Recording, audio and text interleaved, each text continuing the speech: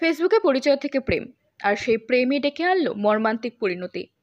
শহর কাটোয়ায় প্রেমিকার সঙ্গে মোবাইলে ঝগড়ার পর মঙ্গলবার রাত 11:15 নাগাদ ভাগীরথীতে ঝাঁপ দেন বছর 19-এর এক যুবক সম্রাট বিশ্বাস। তাকে বাঁচাতে তার এক বন্ধুও ঝাঁপ দেন ভাগীরথীর জলে, তবে শেষমেশ সম্রাট নিখোঁজ।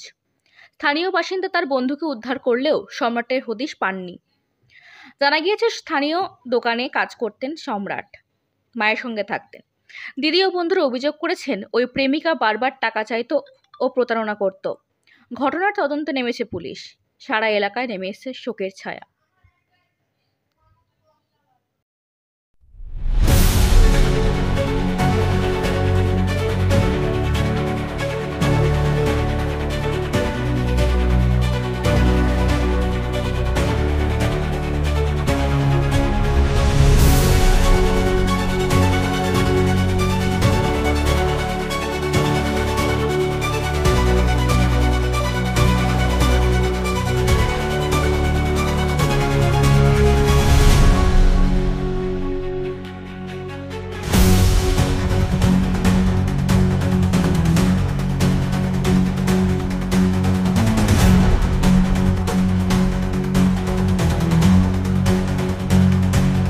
কালকে 10:30টার সময় আমরা ওই বাথরুমের যে ঘাটটা আছে ওই ঘাটে আমরা ছিলাম, কথা বলছিল ওর গার্লফ্রেন্ডের সঙ্গে।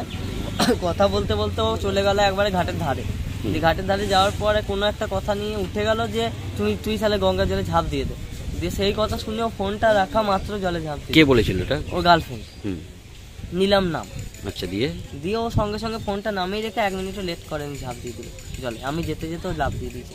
দিয়ে ও ঝাঁপ যখন হাবুডুবু খাচ্ছে তখন আমি গিয়ে লাফ মারলাম ওকে ধরার জন্য। তারপরে ধরতে তো ও আমার বেলটা ধরছিল, কিন্তু বেলটা আমার ছিঁড়ে গেল, দিয়ে হাতটা ফসকে গেল।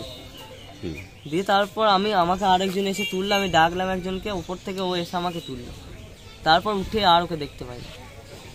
কি নাম? যে ওর নাম হচ্ছে সম্রাট বিশ্বাস, আর আমার নাম গণেশ রাজবংশী। ও কি করতো সম্রাট বিশ্বাস? ওই নিচু বাজারে জুতোর দোকানে থাকতো, পদসভাতে।